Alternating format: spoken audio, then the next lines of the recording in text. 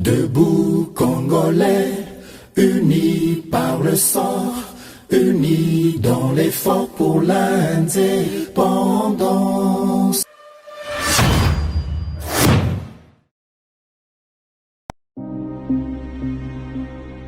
Si ceux qui nous ont fait cette guerre sont des Congolais comme ils l'affirment, ils devraient normalement accepter de rentrer dans ce processus de désarmement, démobilisation et réinsertion et rentrer à la vie civile. Vous êtes le bienvenu dans GCAM Télévision, fidèles abonnés, chers internautes. Na pesibino matondo mingi pour la confiance et fidélité. Boakordaka na samba olunga po memela bino basango ya mai elekaka na kati ya République démocratique du Congo pe na nzinga bipai nyonso bozwami à travers mokili mobimba topé à travers République démocratique du Congo na souhaité bino la bienvenue na kati ya émission na bino ya ba éclairé debout congolais. Boyebi malamu ete justice ya nzambe eratakate justice ya nzambe moto moko te aeshapaka na contrôle nango soki solo toko échapper na contrôle ya bato ya mokili toko échapper na vigilance ya bato ya mokili to pe toko échapper na contrôle citoyen ya ba congolais nzambe ba échapaka yete. Le karma nous oblige à ne faire que du bien. Pour nyonso to salaka ezalaka na litomba na yango. Soki yo ko salaka mabe o kanti biso to monaka yote, to poza ko sala mabe na nko olobi oleki biso makasi. Yeba moto aleki o makasi azali pa azomona yo. Ata na toilette na yo moto ngo aza ko mona yo. Mabe yo ko salaka oko récolter ba fruit na yango. Na yango na lobaka to salaka kaka malamu. Na l'excelaka yo ngonga te tumilengele actualité na yenango lelo ezali pona ko compléter actualité tolobela ki lobby boyebi malamu ete ezalaki na milulu moko mibongisamaki na bayi opposition ya République démocratique du Congo bato baza ko s'opposer na régime ya Félix Tshisekedi ezali bongo Moïse Katumbi Martin Fayulu, Matata Ponyo, Nandeko Deli, Sesanga. Bango, babongisaki milulu na bango topé conclave pour na kotala la situation politique ya République démocratique du Congo. Matali maponomi na kati ya République démocratique du Congo, situation sociale ya peuple, insécurité pe makambo ebele. Tokoyoka awa na kati ya émission oyo nini bango balobi concernant situation yango bango bazali kobo ya penda o ezali révision ya constitution bazali côté le mela likambo ya cour constitutionnelle et que ba revoir yango pe ba makambo ebele ezali ko salema na contexte ya ba réélection na République démocratique du Congo balobeli likambo ya vie chère nyonso yo bango bamoni situation moko ezali ko tambola malamu te ezalaki na tableau na bango pona ko salela yango kasi ya kokamwa to ba ete mokola lobby to pe émission elekaki tolobaki ke Denis Mukwege pe akozala na rendez-vous ye auti kopesa na ba père na ye ke ye azali concerné te na conclave ezali ko salema na Lubumbashi ezali retrait stratégique est-ce que ezali refus poli to pe ezali moko ya ba stratégie na ye pona koboya kozala visible ya monité ye a joué na nos détenteurs pour ya koyeba nini akosala na sima na kanti eza mituna toza ko mituna pe na banda ko pona nini prix Nobel de la paix na biso aboyi ko participer na rendez-vous wana important ya ba opposant bato bazali ko s'opposer na Félix Tshisekedi. Actualité na biso ekosuka pe wana te tokolobela crise oyo ezali ko leka na Sona Hydro to ba ete DG ya Sona Hydro bato bayebi Sona Hydro te ezali Société nationale des hydrocarbures crise ezali koleka kuna ezali que président ya conseil d'administration ya société wana lobaki ki esengeli kolongola ndambo ya ba responsabilité oyo ezali attribué na DG ya société wana ezali Marcelin Bilomba pardon parce que azali insubordonné azali koto sate oyo bazali kopé ça comme instruction na hiérarchie na ye kasi na kolandisa dossier wana na mikande komami bazali ko découvrir que DG ya Sona Hydro Marcelin Bilomba a s'opposé na augmentation et rémunération ya conseil d'administration ya ngonde mutu ezali solo bongo problème ezali ko kabola bango to kolobela na kati émission oyo boyoka kozanga mawa oyo acteur politique topé bato bazali ko diriger ba entreprise publique bazali nango augmentation ya 600% na ba rémunération na bango ya ngonde mutu eza la base ya cacophonie topé makelele ezali ko salema na Sona Hydro IGF pakotaki makambango pour bakomela ki nous parlerons de cette information. Ba terroriste ya M23 bazali koloba indigné pe déçu na ba propos ya président Félix Tshisekedi bazali kotalisa ete azali na tenté dialogue ezalité il n'en sera pas question ya kosolola na ba M23 seul endroit où pe dialogue ezali permanent pour na bango ezali bakende ko se cantonner na bisiko ebongisama ki pona bango pe kunande bakoyeba qui sont les Congolais oyo bakozala concernés na processus ya désarmement, démobilisation pe réinsertion sociale. Yango bango balobi ke etalisi manque ya volonté ya tata mokonzi ekolo Félix Tshisekedi ya komema kimia pe ko respecter processus oyo ya retrait na bango. On signale aussi des affrontements entre les résistants na les rebelles ya M23 ou bandaye ko tenter le sous kolinga ko se renforcer na ba zone oyo bango ba tikaki. Voilà tout l'essentiel pour les sommaires d'actualité au toko aborder ngai na bino sika awa na pesi matondo na yo muto rejoindre biso sika awa na plateau des éclairés. Liboso na yo ezali Samba Olonga Olingo comme membre ya Debout Congolais, abonnez-vous à cette chaîne pour ne jamais manquer notre actualité. Continuez à partager notre actualité, vous qui les suivez. Comme d'habitude, laissez-nous vos commentaires, ba suggestion na bino, ba analyse na bino nyonso naza kotanga ngo ba commentaire, bato ba sepela ki na moniere elongoli pe neutralité te merci na bino. On reste ensemble toujours na cadre ya Debout Congolais. Mingi kozala FARDC na motema koyeba qualité nini ya citoyen oyo Congo eza nango bosenga lelo po ete eyeba kokende liboso soki to comprendre yango tokotia masano na biso pembeni tokosala oyo isengeli po ete République démocratique du Congo eyeba kokende liboso. Nazongi na actualité comme je venais de vous l'annoncer na kati ya sommaire na ebisaki bino ete actualité na biso ezali vraiment dominé na milulu oyo bande kona biso ba mibengi ba opposant bayebaki na ko organiser ezali conclave ndenge bakobenga na lopoto parmi ba figure oyo tomoni kuna tomoni Moïse Katumbi tomoni Martin Fayulu Matata Ponyo Délice Sanga na ba cadre ya ba parti na bango au pe bazalaki délégué ba se retrouver na siège ya parti ensemble et pas wap Moïse Katumbi ayambaki bango de bozomo nango wana Moïse Katumbi les a reçus au sein du siège de son parti politique. Je n'ai pas ici encore le temps pour rappeler bino les seuls partis politiques au siège nango ezalaka na province ezali parti politique ya Moïse Katumbi. Je vous laisse d'abord suivre Oyo Ezalaki déclaration na bango lue par Olivier Kamitatou lors de leur cérémonie et puis nous revenons pour les analyses et les commentaires. À quelques mois des élections.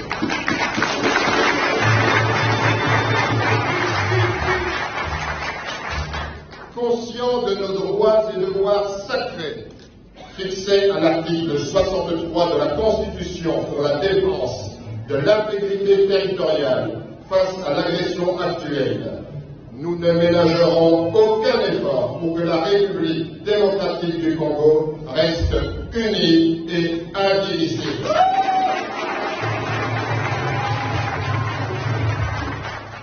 Ainsi, nous exigeons 1. La désignation consensuelle des animateurs des organes de la CENI. 2.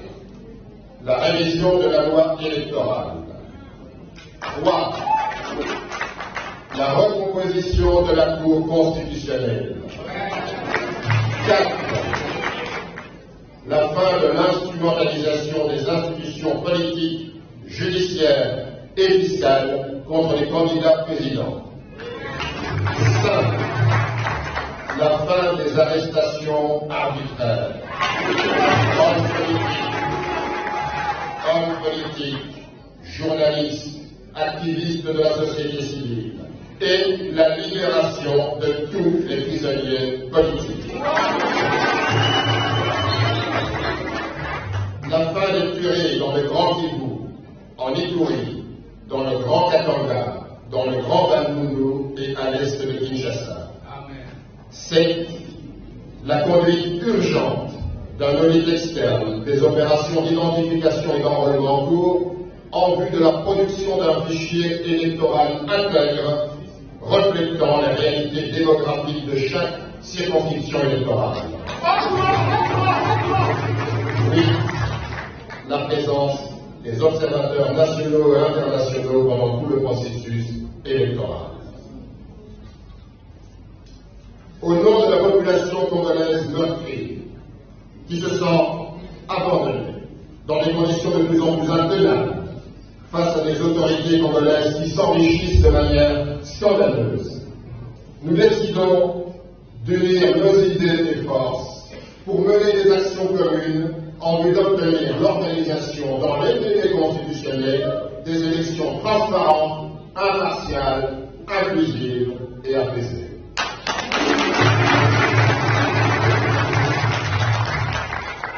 Nous appelons la population congolaise à résister, à exercer une vigilance citoyenne et à ne plus assister impuissante à la déliquescence de la République et au pillage de ses ressources.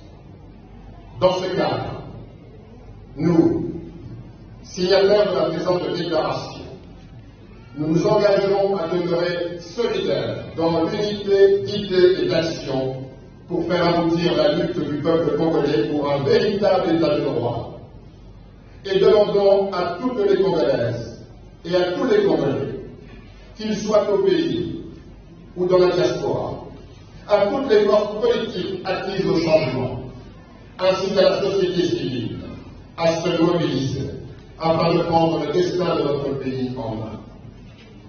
En conséquence, une série d'actions sera mise en œuvre pour faire aboutir nos revendications qui sont l'expression du peuple congolais tout entier.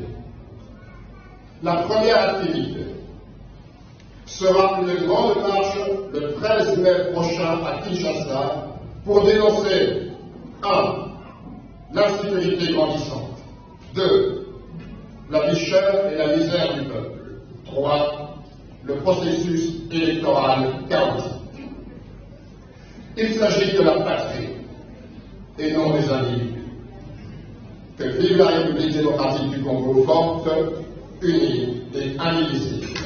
Les signataires, Martin Koyoulou-Mabidi, président de l'ECD, Moïse Katumbi-Chaboué, président de Ensemble, Augustin Magatakonio, président de LGT. Ah, Bolandi, Binomoko, mais c'est les Français.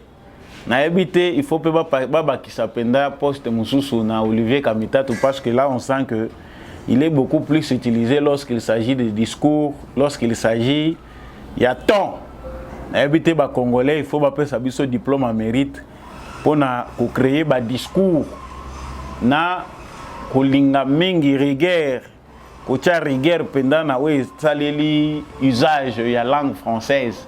Tout le monde pendant de Olivier Kamitatou a pesi penda discours na ye na oyo bango ba sololi pe oyo bango balingi kotalisa na opinion nationale concernant l'enjeu de l'air, conscient de nos droits, la 1 nazo kanga oyo bango balobia wa désignation consensuelle des animateurs des organes de la CENI.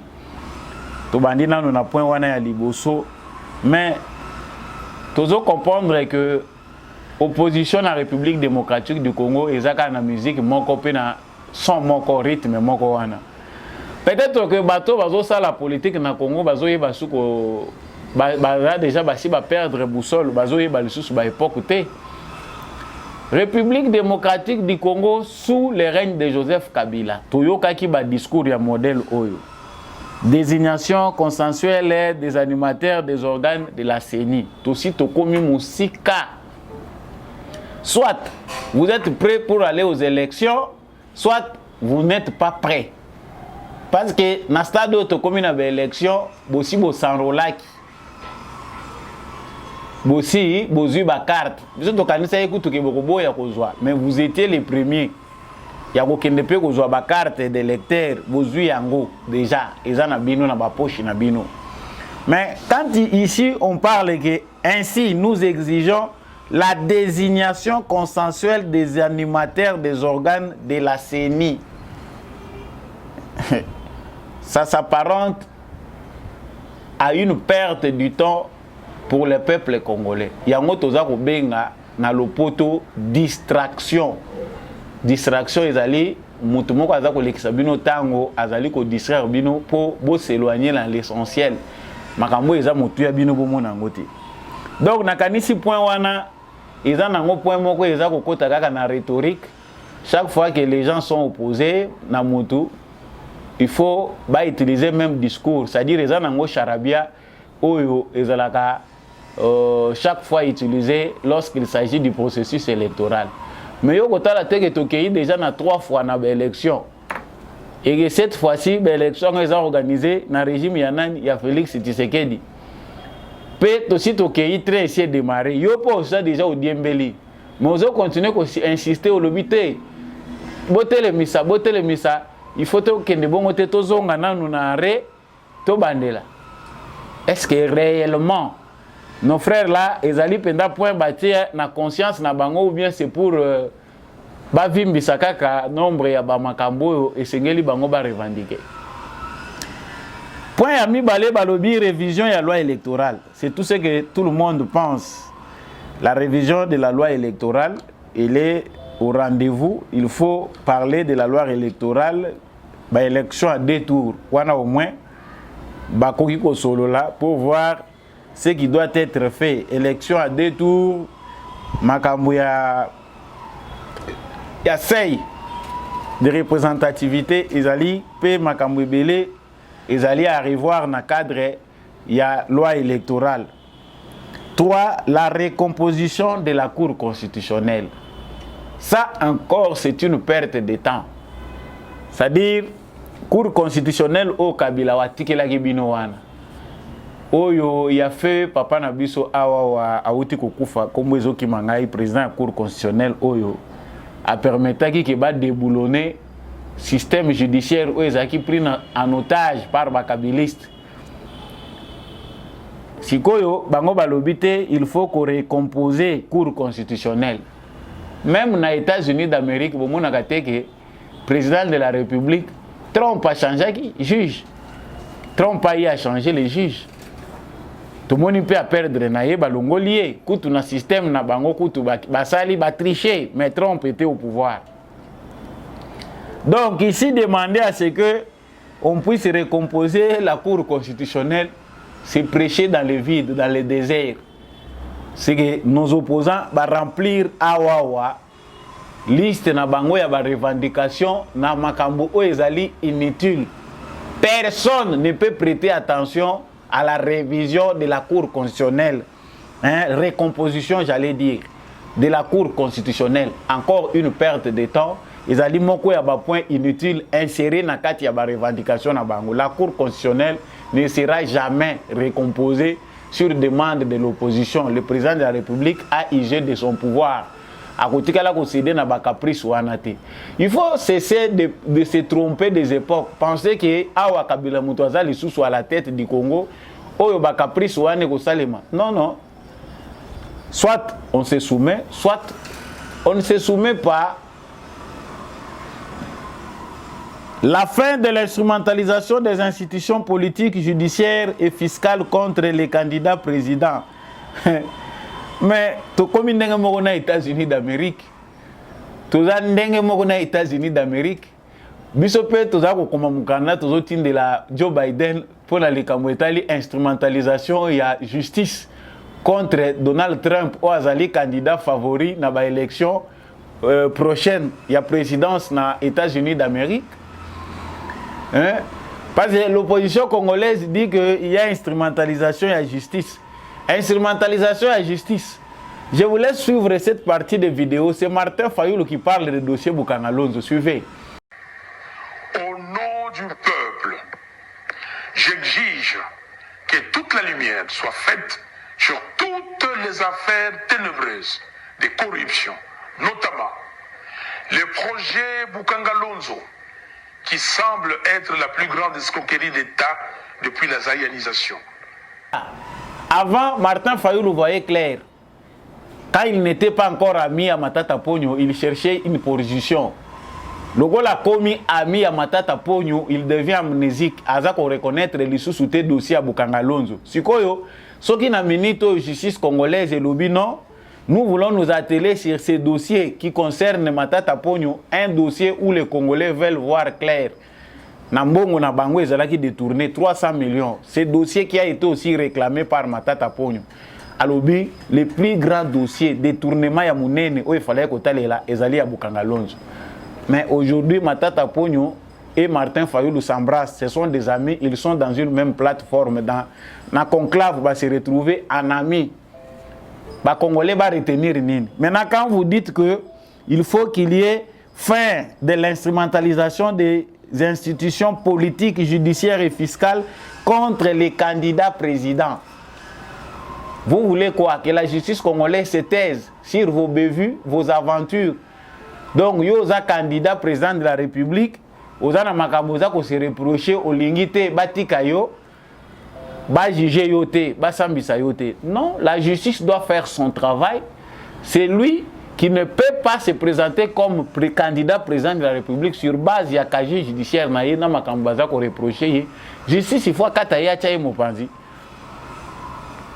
la fin des arrestations arbitraires, hommes politiques, journalistes et activistes de la société civile et la libération de tous les prisonniers politiques. Ça, c'est exagéré. Les prisonniers politiques, ça n'existe plus, mes chers frères. Il y a un autre mais recette oyo et qu'on continue à timbula nini. Ça c'est d'autres comprendre que bande konabiso bazali ko utiliser tout le même statut à l'époque il y a Étienne Tshisekedi de heureuse mémoire. C'est-à-dire tozo zongawa na ba accord ya San City kutute tozo zongawa na Saint-Sylvestre. Lorsque l'opposition politique exigeait la libération des prisonniers politiques, la non-poursuite des opposants politiques, liberté à des prisonniers politiques et d'opinion. Nyon sowana yango bino bozongisa bolobino fin de poursuite contre les journalistes. Journalistes sokaza musenzi. Azoye bakotanga te loi ya République démocratique du Congo concernant journalisme eza koloba nini. Tant aux alliés biloko, il fallait qu'on ait une affirmation nango, oye ba ko prouver yango. Quand toi tu amènes les mensonges, sur l'espace public, aux alliés n'attend ya ko prouver yango te. On dit dans la presse que na journalisme que les faits sont sacrés, les commentaires libres. C'est-à-dire les faits, il faut présenter un ndenge aux alliés. Aux alliés na droit ya ko commenter na lolenge yo lingi na bato ba ko yoka yo. Mais bah fait est sacré au coquille qu'on dénaturé en côté. Mais nous assistons aujourd'hui à une forme de journalisme qui veut que les faits soient modifiés, soient trafiqués, qu'on nous présente les mensonges à la place des vérités, et puis nous allons commencer à analyser ces mensonges-là. Mais il faut pas réprimer biso pour tozonga nanzela. Ce n'est pas ça l'état des droits. Maintenant ces journalistes là ceux qui ba kangié na bosenzi na yewana balobi qu'il faut bakende ko rééduquer à comprendre comment mibeko ezali ko fonctionner bino bolobi noté, il faut arrêter l'arrestation arbitraire. En tout cas sous le régime de Félix Tshisekedi, on ne peut pas en noter arrestation arbitraire exacte. Celle reproche au biso toza ko sala ezali ba liberté provisoire exagérée. Ezali ba fin ya ba arrestation o ezo mere flou pour na ba congolais. Moni mutu ba libéré yé mais congolais tikali mutema azali ko lela lobi tete libération biso toza d'accord na ngote au moins wana ndé to croire ko yoka. Mais nous dire que fin des arrestations arbitraires hommes politiques journalistes activistes de la société civile et activistes ni na société civile bakangi si il marche à l'encontre des droits. Le état de siège au bâti na est de la République démocratique du Congo. Na ba province au bâti yango, ceux qui journalistes à l'encontre, il y a ordre établi. Si balobaki yango que dans un régime là spécial, où il y a un cadre d'état de siège, activiste à droit de l'homme, topé ba journaliste, oyo bazali ko kende en dehors il y a ordre établi, ba kocha bango maboko. Ils étaient bien avertis. Ils allaient restriction à la liberté pour un contexte bien déterminé. C'est dans la loi. Même dans les pays dans le monde entier, liberté, il y a un moment où il faut restreindre. Tout le monde a un cadre de COVID-19. Bien que trafiqué, bien qu'une aventure montée par des politiques, par des décideurs mondiaux, pour nous abattre en otage, pour changer. Ko sala business na bango autour ya vaccin na bango oyo batiki batubele handicapé. Mais ba se focaliser na mibeko pour restreindre les libertés. Bien que population partout ba telemeli yango, mais ils ont justifié ça, ba créer ba état d'urgence pour na contexte ya bango ba lobaki ke tozali ko luka ko sécuriser bino contre épidémie oyo, contre rage ya maladie oyo ezali ko nyokola. 6. La fin des tueries dans les grands Kivu, en Ituri, dans les grands Katanga, dans les grands Bandundu et à l'est de Kinshasa. Mais vous devez travailler. Nakati na bino wana pe zali na bato yo bazali ko souhaiter que yango continue. Parce que nakati na bino pe bali à M23 bazali. Ceux qui souhaitent que les M23 comme mouvement continue. Ya ko œuvrer à l'est de la République démocratique du Congo. Il y a parmi vous ceux qui ont souhaité que le gouvernement de la République démocratique du Congo négocie, retourne dans l'expérience du passé pour négocier les terroristes utilisés par les Rwandais. Il y a un très grand rapprochement entre Moïse Katumbi qui est l'entre vous, Naba Georges Soros, Naba Mo Ibrahim, Naba Paul Kagame. Balien ezali ko sangisa bango ezali balien ya bafaire to balien nini ya politique ezali na proximité ezali ko lié Paul Kagame na Moïse Katumbi falaki to mona ye Moïse Katumbi qui a bien de bonnes relations avec Paul Kagame, qui a des contacts avec Paul Kagame parce qu'il peut aujourd'hui le contacter, descendre à Kigali, aller lui dire que naïe au nom il y a des citoyens de la République démocratique du Congo en tant qu'opposant congolais pour que ça suffit, il ne faut pas que tu fasses ça. Parce que c'est ce qui démontre que réellement les opposants oyo bazali pendant l'amour ya Congo. Yo na carnet d'adresse na yo Kagame azali. Tout si to yoki mokoloni yo za ko telemela Kagame. Oza ko telemela plutôt gouvernement ya la République démocratique du Congo oza ko tinda bango ba négocier na ba M23. Vous imaginez les conséquences. Tout qui ne kozwa lisusu ba infiltrer ou ba ya ko infiltrer biso to ko tsa bango na armée. C'est grave. Mais quand vous dites que non qu'il y ait fin de tueries, mais ba massacre musu toza ko mona awa. Ba instrument où ezali ko causer insécurité. Il y a un lien entre ba tuerie ezali ko sale manaka Grand Katanga ciblé ya ko kende ko boma ba kasayen na ba groupe ba individu au bazali utilisé na ba parti politique pour créer une guerre civile. Baloba ke voilà loi Noël Tchani ezali ko sangisa batu pona kolinga ko kabola ezali ko kabola batu pardon ezali ko diviser yango mutu ezali à base ya massacre ya ba kasayen. C'est bien clair là-dessus.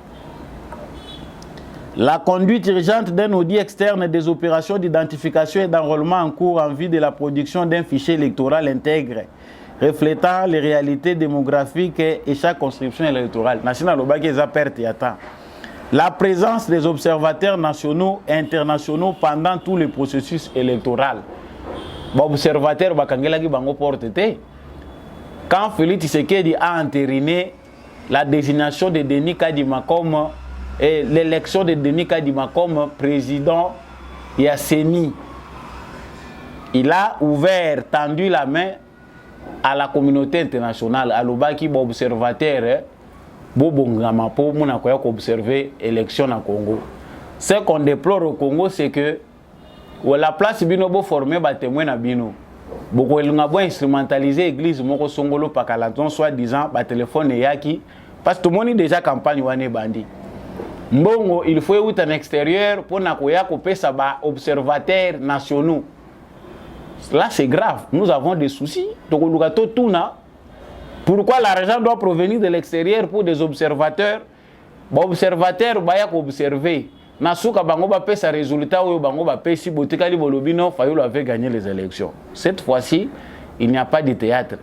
S'il y a des bénévoles, l'église catholique attend des fidèles qui ont les soucis de transparence, pas travailler, pas cotiser pour observer les élections.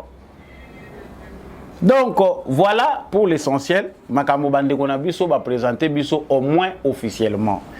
Balobi Penakati, l'insécurité grandissante, la vie chère et la misère du peuple, les processus électoraux chaotiques en 3 points, 3 grands points.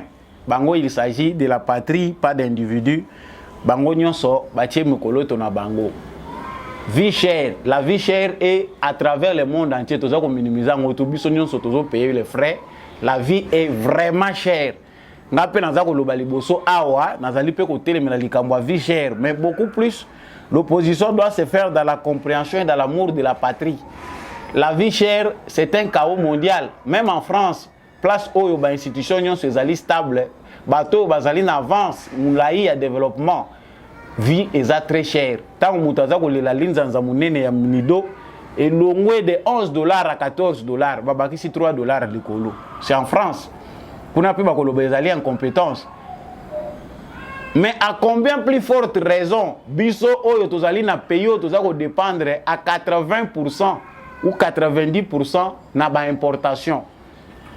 Biloko nyonso congolais zako consommer awa ezali ba importer. Si aujourd'hui bato bazako lobatise ke dina 4 ans salini ni pona koluka ke biso to produire na niveau national. En 4 ans, il cherche banzela ezonga. Il faut mobiliser les moyens, les ressources. Mbongo ebanda ko kende na ba poche ya bato. Yango lelo muteza ko vimbisa budget po ete banzela esalema. Courant mai bazo bacha yango, c'est comme ça nde tokozongela nzela bilanga. Exode rural ezana Kisasa pona ko stopper yango bato banda ko sala agriculture na élevage. Oyo baye ko tonisa Kisasa, il faut ba territoire ba relier yango banzela nyonso wana baba na kozongisa yango na nzela. Donc quand on parle que la vie chère et la misère du peuple, c'est comme si quand Moïse était gouverneur du Katanga, la misère n'était pas là. Mais azaki lokola mpuku, oyo azako lia, azako liba, azako fula. Azolia yo makolo, azako fula yo. Ola muki ozoye batale kaki awa ndenge nini. Parmi les plus grands voleurs, lui au moins était ce voleur là stratégique qui avait le temps de venir aveugleux bato ya azako yiba. Na ba dossier mineno bazali ko lobela ba crime économique. Moïse Katumbi est cité. Ça on ne peut pas en parler. Donc voilà pour l'essentiel. Makambo yo bango ba mibengi ba opposant ba sali na Katanga ba lobeli. Kasi ba projeter pe marche na bango munene bango ba projeter le 13 mai prochain pour na ko dénoncer insécurité grandissante, vie chère, na misère ya peuple, processus électoral chaotique. Ah, insécurité grandissante, oui. Ce n'est pas du tout mauvais de décréter le rôle à critiquer bango pe mingi, bolobi ke eza opposition moko ya pété. Ils ont se faire sentir te mandat et comme na souka, pas de ville morte ni quoi. Et la question que Félix Tshisekedi c'est le meilleur président qui a su maîtriser toza koyo kata kosu kosute opposition ekomi kaka ya maloba ya ko utiliser ba journaliste na ba fake news. Yangonde ekomi opposition ya lelo. Sikoyo bango ba projeter marche na bango milulu na bango minene. Ah kasongo paza na yeli susu te ministre intérieur asikaye bachepe mutu asika. Mais makambo wana boke ko saila na Lubumbashi bino ebele wana boke na Lubumbashi mais marche bozoya ko yana ngona Kinshasa. Comment akokaye ko respecter bino te ya na Kinshasa bino nyonso wana bo uti Kinshasa bo saila ngona Kinshasa. Comme ça awe ezali miroir à la République démocratique du Congo. C'est là où chers téléspectateurs nazali kosenga na biso nyonso tozala vigilant. Outre ce qu'on voit officiellement, il y a aussi les dessous des cartes. Bande kona biso oyo basangani na Katanga bazali na muro ya peuple congolais te. Toyoki te ko dénoncer na kati wana ba propos ya moko na bango oyo azali na ba tendance secessionniste na kombo ya Mwando Christian. Mwando Christian qui est honorable. À la place honorable, je préfère mieux tout ça déshonorable parce que ba propos tenus ezali ko bimisa Katanga comme un état à part au bango bazali ko revendiquer pour une loi impersonnelle, pour une proposition, même pas une loi. Quelqu'un menace tout un peuple, il se dit député du Katanga. Au nom de qui? Na délégation ya banani batinda kiye balobi biso bakatangé to sengi yo okende ko menacer toute la nation. C'est que awa bino boké na Katanga boké ko cautionner candidat katangé bozali ko sangana na muto azali ko préparer KO na Katanga ou bien boza ko lukanini. Yango biso pe toza na droit ya ko soupçonner. Dans l'ombre, il faut que les services de renseignement travaillent. Le ministre de l'Intérieur, la police. Batiweri et Belé ezali ko salema na Grand Katanga ezali œuvre ya ba politiciens qui ont besoin que l'insécurité soit grandissante pour bazala na marge ya manœuvre. Le roi bazako luka bisika ya ko sa l'opposition bazako mona ngote doivent fabriquer des sujets où ko permettre bango que ba nuire na nation pour ba ya ko présenter ba argument oyo et ko présenter Félix Tshisekedi sous un mauvais jour. Il nous appartient, chers frères, et surtout, Bandegunangai Bakatangé, d'être vigilants. Moïse Katumbi et les autres, Bazalaki, marginalisés à l'époque de Joseph Kabila, ont décidé de lobby tokomi ba opposants. Les Katanga Zalaki Kamobimba. Bien que Toyoki Nani, monsieur le français Olivier Kamitatu, qui nous dit clairement que le Congo reste un indivisible, ça doit se traduire en acte. Ba communicateur nyonso ya parti ensemble bazali ko refléter te kombo ya parti politique na bango. Ils sont plus en train de diviser que de mettre ensemble. C'est un parti division ou parti ensemble.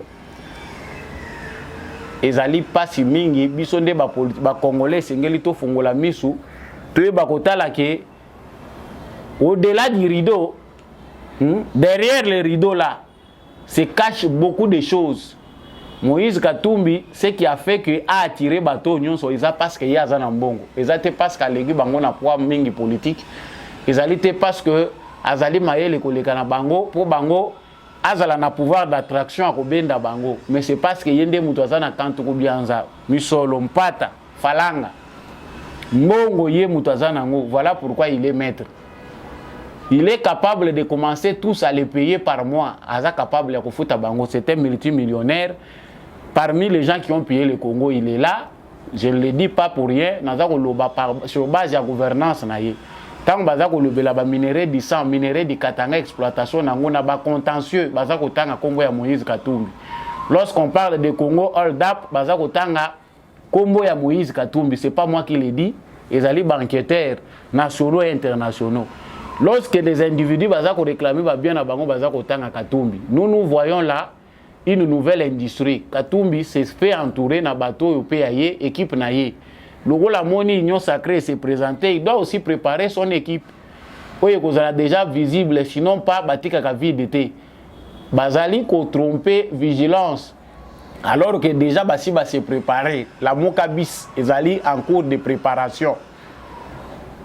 Tika bango pe déjà ba bongama pour na ko attirer ba esprit faible. Ba paquet et kozala mi lisusu na disposition na bango. Les mêmes fondations, la même Union européenne, ba même bateau ba utiliser ki bango, ba kocha ba moyen na bango pour na mener campagne contre la République. À la place de dire ensemble pour la République, il est mieux de dire ensemble contre la République. Bateau union so ba koti kuna il faut toye bango que dans les coulisses bazali ba membre ya ensemble ya Moïse Katumbi. Ce sont ces salariés, bakozala na musala azako pesa bango. Désormais, ministère ya intérieur na police ba garder œil vigilant na jeunesse oyo ba parti wana ba ko utiliser parce qu'il y a encore risque que l'insécurité est comme grandissante na fief ya batouana. Toyebi ba méthode na bango na façon na bango ya kotambolela. Plus c'est la violence, plus c'est la haine, plus ezali ko kabola batu na bikolo nde musala oyo bango ba kosala pona ko brandir lokola menace yango nde mutu ezali anglo bango ba ko travailler pona koya nango na politique. Devons-nous déjà nous préparer, acteurs politiques, responsables religieux, préparons-nous contre la menace qui pèse sur notre République ezali ya batu ya lolenge wana. Ce n'est pas parce qu'ils sont contre Tshisekedi qu'ils deviennent des hommes à battre. Non, Tshisekedi a déjà montré sa capacité de démocrate en faisant retourner au pays Batu Oyo, Bapekisaki ke bazonga na mboka, en libérant des prisonniers au Kabila Kei Atiki na kati ya Boloko. Ça montre déjà qu'il y a des avancées significatives. Le loba réunion, il y a opposition ezali ko salema sans coup de gaz nini, sans qu'il y ait ralanda mutu. Bage ne kodukele ba raison à kozwa ko tsaye na Boloko po ba komisa ya Tshisekedi. Nous avons dit Denis Mukwege n'est pas concerné par les conclaves de Lushi. A Botuni Mituna Yangoye a été ndengenin. A trouvé important, c'était topé azali détenteur à l'obité abimata orge l'essentiel que bien ya kokota. Na les cambonions so mutamona kana manière na ye. Nous savons que dans l'ombre de Denis Mukwege est proche, il est aussi dedans. Mais pourquoi il n'a pas voulu se présenter? Est-ce que notre docteur sera utilisé à part ou bien à cause de l'élément où il y a rejoindre Massou Awana après? Tout ce qu'on sait, c'est que c'est la stratégie. Denis Mukwege, qui est très couronné par les Français. Prix Nobel de la paix, au amphithéâtre de nom de Denis Mukwege, to baptisé école Oyo Ezaki na kombo mususu to pesa ngo kombo a Denis Mukwege. On connaît comment ba français ceux qui balingi ba utiliser moto ndenge bango moko bazalaka chargé à kosalela la publicité. Que notre docteur se résigne ou refuse de ne pas apparaître, nous connaissons la suite. Toyebi côté nini okende kosuka. Mais toko cha pointé parce que toyebi que Zobande a changé Kateo, mutu nyonso azali na possibilité ya ko changer. Soki mutu lelo ala muki na tonga lobi en tout cas, je préfère m'arrêter ici parce que ba surprise eza ko zela biso. On ne sait pas ce qui peut arriver demain. Tshisekedi convoi lokola zoba parce que azali ko permettre mutu nyonso asala ndenga lingi a akobima lokola assassin comme dictateur pona ba mususu. Certains vont mettre fin à leur carrière politique en continuant à insister pour déstabiliser ces pays. Nous avons dit. Maintenant, je me lance sur ce sujet qui concerne la crise qui se passe dans l'entreprise publique Société nationale des hydrocarbures. Nous allons lire ici la lettre qui a été écrite par le président du conseil d'administration. Il y a Société nationale des hydrocarbures qui est M. Eboma Ablaï Michel Eboma. La décision numéro 005 du 12 avril 2023 portant limitation des pouvoirs de M. Bilombambale Marcelin, directeur général de la société Sona Hydroc. Les conseils d'administration, vu les statuts du Sona Hydroc, SA spécialement l'alinéa 5 de l'article 25, vu le règlement intérieur du conseil d'administration, l'alinéa D de l'article, vu, considérant que plusieurs faits mis à charge de M. Bilombambale Marcelin, directeur général de la Sona Hydroc, lesquels faits sont de nature à mettre à mal la relance de la Sona Hydroc, faisant état de son absence à cette réunion, bien qu'invité, le conseil a statué sur base des pièces, constatant que les faits sous-évoqués constituent des fautes lourdes. Makambaza ko reproché 1. Opacité dans la gestion. 2. Refus de transmettre au conseil d'administration les documents et informations demandées. la signature de plusieurs contrats sans passer par les conseils d'administration, les engagements financiers au-delà des limites de la direction générale, des attitudes irrespectueuses et infamantes à l'endroit du conseil d'administration, insubordination aux ordres de la ministre d'État, ministre du portefeuille.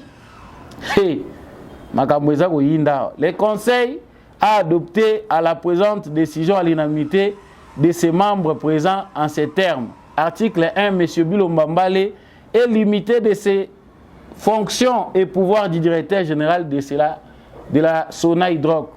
Il ne peut engager, ni représenter, ni agir pour les comptes de la Sonaï-Drogue, et c'est jusqu'à ce que l'Assemblée générale de l'action NER unique, l'État congolais, se prononce à cet effet. La gestion quotidienne de la Sonaï-Drogue est confiée à Mme Bahati Tito Arlette, directrice générale adjointe, de manière intérimaire jusqu'à la tenue de l'Assemblée générale de l'actionnaire unique. Article 4. La présente décision vaut retrait de confiance à l'endroit de M. Bilomba Mbale Marcelin, directeur général de la Sonaï-Drogue. La présente décision sort ses effets au lendemain de sa signature. Pour les conseils d'administration, M. Eboma Ablay Michel, 12 avril. Fête à Kinshasa le 12 avril. Wana Toyoki, décision Oyo, président du conseil d'administration à lobby concernant Marcelin Bilomba. Mais, Moutounion Soyo, atabatie likolo balingi bakata ye mutu, azalaka na liloba na ye po aloba, est-ce que ya solo makambo baza ko reprocher ye eza ya solo ye pa zangi munokota azaka na maloba. Il a présenté ba lettre na ye Oyo azali ko transmettre na ministre d'État à son excellence madame le ministre d'État, ministre du portefeuille, ministre des hydrocarbures, ministre inspecteur général des finances. Atindelaki bango lettre transmission y a grille barémique de la rémunération des membres des organes statutaires. C'est-à-dire pour Marcelin Bilomba, basenga qui est na bato conseil d'administration a modifié les bango makambo etali grille salariale na bango makambo ezali kotala kufutama na bango. C'est-à-dire awa na oyo biso tozali kozwa awa batieli bango que PCA PCA ya conseil d'administration na nouvelle grille il faut avoir 16 900 $. Jeton de présence 16 900 $. Yango akozwa. Ancienne grille à rémunération na yezali 5 400 $. Jeton de présence ezalaki 1500. C'est-à-dire oyo bango babakisi ezali 11 500, au total 15 100 $. Oyo il faut babakisa. Impact financier général 26 000 $. Oyo président ya conseil d'administration Esengeli Atushaka. Oyo azali commissaire au compte, il faut abanda ko toucher 14 800 $. Représentant des ministres 13 000 $. Na ebisi bino ndenge bozomona gri wana bokoki kozwa ngo pe na ba réseaux sociaux. Ezali scandale ya kotala ke mobilisation topé makasi oyo IGF azali kosala pona ko mobiliser ba recette mbongo wana nyonso et servir pona ko enrichir une catégorie de citoyens. Yango toza koloba avant na kota na mozindo makambo oyo système oyo ya koyiba biso ba congolais derrière ba président ya ba conseil d'administration ba entreprise publique et aussi la colonie. Des entreprises qui ont du mal à fonctionner. Des entreprises oyo batikeli biso ba squelette et pas Joseph Kabila. Pourquoi? Parce que abomaki yango après si chance na ba entreprise privée na ye est à la florissante, c'est visible. Même les universités publiques ont été abandonnées au profit à ba universités privées construites par des politiciens. ba école ndenge moko na ba entreprise publique toyebi ke ba bomi ba société l'état etiki na ba nyongo barrière kozanga même kopesa bato ba frais na bango po ba kenira ba retraite ezalaka te. Mais ba entreprise oyo esengeli tomona gestion nango et s'améliorer. Sourire et botama pe na bilongi ya ba personnel ya ba entreprise publique wana. Mais on se rend compte que chaque fois qu'il y a une situation de nette amélioration, il y a ba finance na kati ya ba entreprise, il faut rapidement et contribuer na ko vimbisa mabumu ya ba conseil d'administration. Bo expliquer biso concrètement, boko yo po nginda ozala bien. Il faut la kaka politicien biso nyonso totika makambo to ko sala wa to kende biso nyonso ko sopana na ba entreprise publique. Et on sous-entend ici sur base de cette crise que bato baza ko entretenir crise oyo baza na ba ministère bazali na kati ya parlement. Pourquoi? Parce que il faut que bazala na ba représentant na bango na ba entreprise publique, le parlement a besoin de ça, la ministre a besoin de ses représentants là-bas. Na ba ministre nyonso faut azala na coin na ye alielaka. C'est-à-dire ndenge to mona ka wa 207 tozolo ba ke ba policier bazana batu na bango oyo ba divisionnaire ya la police. Ce qui a tiei ba policier na basiat, il faut ba koma ko pesa e versement. Tika président ya siat abanda ko luka ba infraction ya ko luka pour azala na moi quelque chose tant ko kuta na chef asimbisa ye pour garder poste na ye. Ce sont des méthodes qu'on dénonce. Na été mon lobby et lobami déjà partout. Ce qu'on a quatre entreprises publiques, on constate que ce qui est à la base, il y a un dysfonctionnement et belé na quatre entreprises publiques et zali musala ya ba PCA. N'existe-t-il pas une possibilité pour parlement na biso gouvernement ya république ba mekana nous réfléchir sur musala ya ba PCA. Tu veux que bozo lukela bango misala parce que tout le monde ici est obligé au nom des partis politiques bo pesa ka bango kaka ba fonction. On s'attendait que président de la République cette fois-ci marge à manœuvre ko permettre yé na mangomba politique ebele oyo to mekana nous kocha ba entreprise publique en dehors des aventures ya ba politiciens. Tout le canal ou technicien musala et ça les entreprise publique et permettre que toi avancer. Si vous avez un biso ba tutozo ko ta l'impression na biso. Mabe ya bilombe za wapi parce que tout le monde discours eza moulayi ya suspension na ye. Pourquoi il faut les suspendre? Il faut qu'on réduire ba attribution na ye, ba tâche na ye en tant que directeur général, azali ko tempérer mais ça c'est un scandale. Comment on peut augmenter ba salaire na bino, ba ko augmenter ba du na bino na 600%? Comment ça se justifie sur base de quoi? Oh yo ko zombong ebele bopo yo sala kanini. Hein? Pour entreprise na bino ezali déjà coté en bourse bozali penda ko sala musala malonga ou bien ezanine. Franchement, j'ai pris ce sujet parce qu'enfin est commis décevant, peu énervant. Et tout ça c'est le Congolais qui observe impuissant. Bovani boza ko tala na bino bango. Société nationale des hydrocarbures bazali ko lela na ba salaire ba pesa ka bango mbongo $26,000 $77,600 soki combien 22,000 14,800 15,000 28,000 29,000 soki bokabola bo sala partage na bino moko yango nde kaboli bango pour Marcelin Bilomba lokola Monique ezo sepelisa yete. Comment tu as la partage à boye, tu marques sa augmentation à boye. Alors que ba fixa qui limite pour na makambo etali ba avantage pour esengeli kopé ça na ba conseil d'administration. IGF a mené qui enquête a trouvé que c'est trop baza kozwa ba mbongo ebele. Mais bino bo décider te bomi bakisela mbongo ebele. Yango nde problème. Et lui a transmis cette lettre à l'IGF. Atindeli yango ministre. Tala ebele ya mbongo eza ko senga bato bakabolaka awa. Si c'est pour base de ça, en tout cas, nous tous nous pensons que Marcelin Bilomba a raison. To tena nous pembeni bakisation nyonso, insubordination, opacité, boy, tout ça pour justifier cet argent.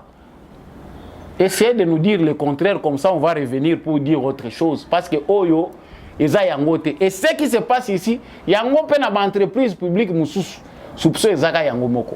La seule solution, awa parce que biso to komi ko tala ka la sommet monsieur le président de la République monsieur nasina lo baki to komi ça y roi tout peut se plein pouvoir il peut faire tout ce qu'il veut il peut décider quand il le veut où il le veut comme ça limite à pouvoir exalater comme ça il va se réveiller un matin il supprime tous les PCA makambo ba conseil d'administration o ya kotondisa ba politicien na kati ya ba entreprise publique ba luka kabongo ya ba campagne et si là mais kaka mokolo moko ba meka ko sala ngo awa crise tina parlement donc député azozo salaire azozo retour ya ba représentant na bango na kati ya ba entreprise publique o bango batinda kuna azolia kitoko et pas ministre po bazo protéger ministre wana soka sali cop moko ezokuté ba million ministre pas ko yela bango moi mike na bango ba enveloppe ba bomi moto soki ministre a obéir te oyoki okuna motion ya ko répondre. Chers frères congolais, le défi s'appelle gestion. Le défi est interne. Et là, vous avez bloqué la nation na biso, ils allaient lier na anomalie na biso, maladie où ils na Congo lelo. La majorité, c'est-à-dire presque tous les Congolais souffrent de ce syndrome-là. Il y a des mesures en ce qui concerne les finances. C'est que ceux qui n'ont commis place au mbongo ezali, il faut na chama boku na mi bosana. Na bosana même que mbongo ezali yanga été privé. Na se servir comme si c'était un bien qui m'appartenait, c'est héritage ya tata nanga. Oh pauvre Congo. Ah Congolais ont mérité na ye. Pendant ce temps, à l'est de la République démocratique du Congo, les M23 lancent un défi. Bango Balobi, le président Félix Tshisekedi a kokaki kolobate qu'il n'y a pas de dialogue avec les M23. Les M23 attendent ce dialogue, attendent l'arrêt. Il y a Makambo Italie, utilisation, il y a FDLR. FDLR, oh, bazali ko menacer ba pays voisins. Mais, ceux qui bino boza ba Congolais, rhétorique à Kagame na munoko na bino ke kwendo koluka nini. Le président Félix Tshisekedi démontre à la face du monde qu'il s'assume à Sandimi Naye. Koufato Libika, parce qu'il n'est pas idiot, il n'est pas. C'est quelqu'un qui joue son temps. Hein? Congo ya lelo, biso to kondimate ke esali malokola na tango ya musée. Une rébellion qui se dit une rébellion des Congolais va reprendre la rhétorique d'un président criminel de notre pays. Balobi Nanté, Tshisekedi n'a pas le droit de dire qu'il n'y aura pas de dialogue. Tshisekedi s'assume et il lance un défi à la communauté internationale parce qu'il connaît là où il maintenant il se situe. Bato bazako kanisa que c'est un débat à la limite des petits propos tozali ko ramasser awa. Ce débat est maintenant un débat international au même titre que le débat qui se fait au sein de la communauté internationale concernant la Russie et l'Ukraine. Débat ya Congo PC Komikuna. On ne va pas décider avec des petits enfants qu'on instrumentalise pour se retrouver. Pour Wilingo Mako Mamatama, il faut qu'il des amba azara au service ya Kagame. Nous allons discuter quoi avec Wilingo. Pour Bertrand Bissimoa à nourrir Bananaye, il a eu une formation de criminel par Kagame pour utiliser. Tu peux discuter nini na Bertrand Bissimoa. Les miens ezali ko kende ko chama kelele babenga piona bango Kagame ou bazali ko utiliser. C'est avec lui qu'on a déjà dialogué à maintes reprises pour lui tirer les oreilles. Qui osent se tromper à l'époque. Le Congo d'aujourd'hui ne peut plus accepter cette humiliation. Alors que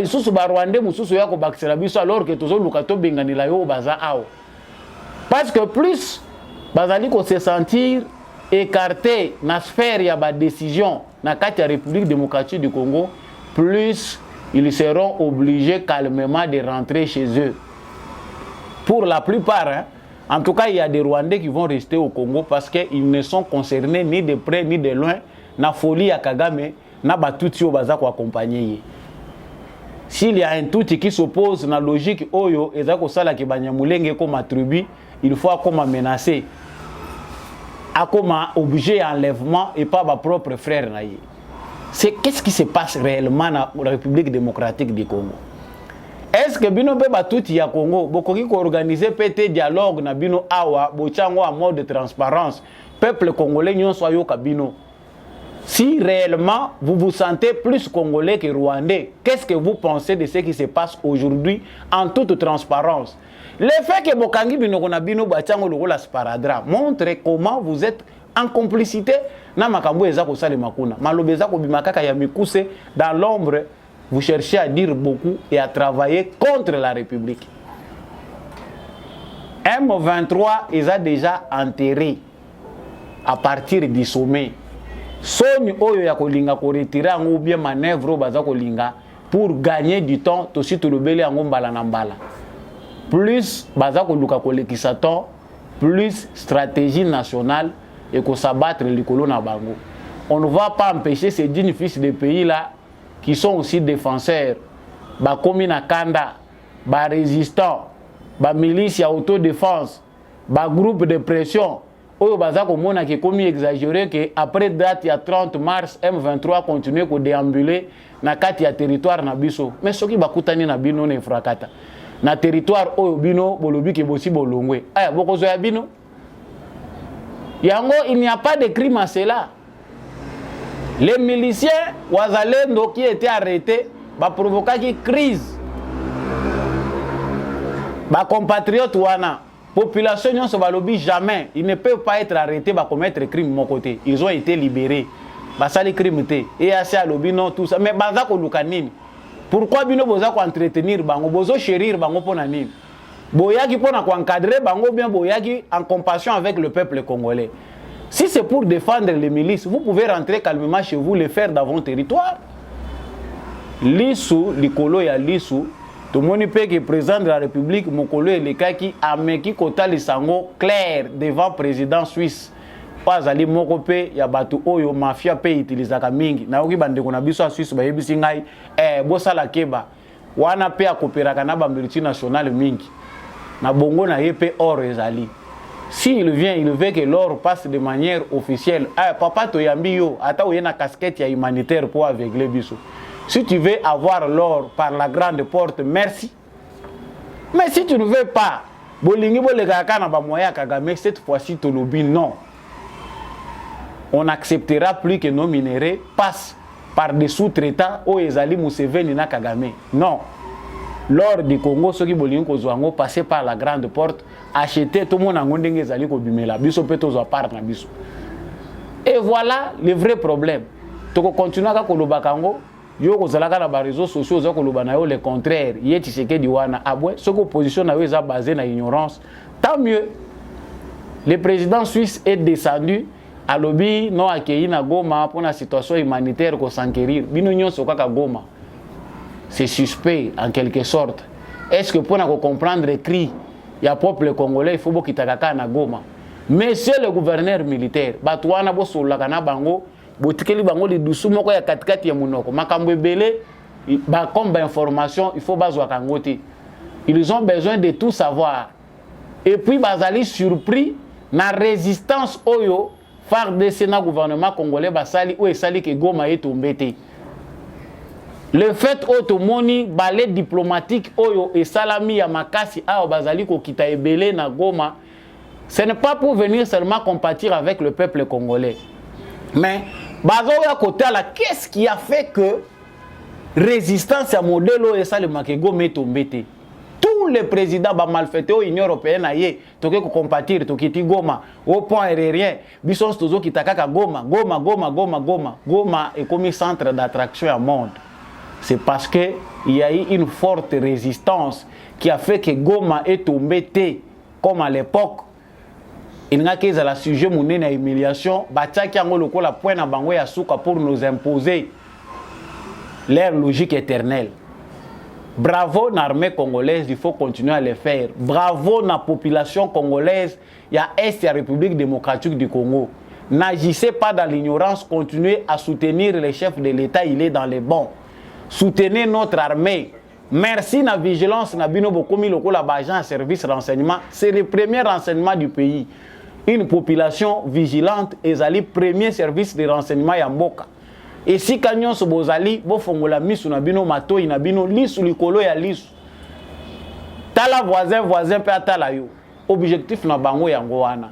basi batieli Tshisekedi limite yango pe Tshisekedi alobi tokozonga lisusu simate soki bo s'attendre que tokozongela bino nous n'avons plus ce temps là ya kokoya lisusu na ba piège ya passé. Voilà, c'est par là que notre émission d'aujourd'hui se termine. Nakanisi boza ebele ya ko sepelana émission Oyo Debo Congolais na la tela kibino moniere na lobby. Cette fois-ci je suis dans l'esprit du Sphinx na raisonner mingi mutuana ba penser na ye ezali ba penser moko ekoki ko permettre biso to refonder l'état congolais dans la peau du Sphinx qui était Etienne Tshisekedi tokoki ko reconstruire nation na biso na sagesse nyonso pe état na biso ekomi état moko munene pe respecter à travers la République démocratique du Congo. Voilà, c'est par là que je mets fin à cette émission. Je remercie l'équipe technique de GCAM Télévision à travers Ndekumbi Achako qui m'ont accompagné pour que cette émission soit réalisée et vous parvienne. Merci à l'apôtre Gérard Kabea également et Maman Thérèse. Et je remercie l'homme de la vérité des urnes, Jean-Louis Timbalanga, Monsieur Boniface Mpunga, Monsieur le maire.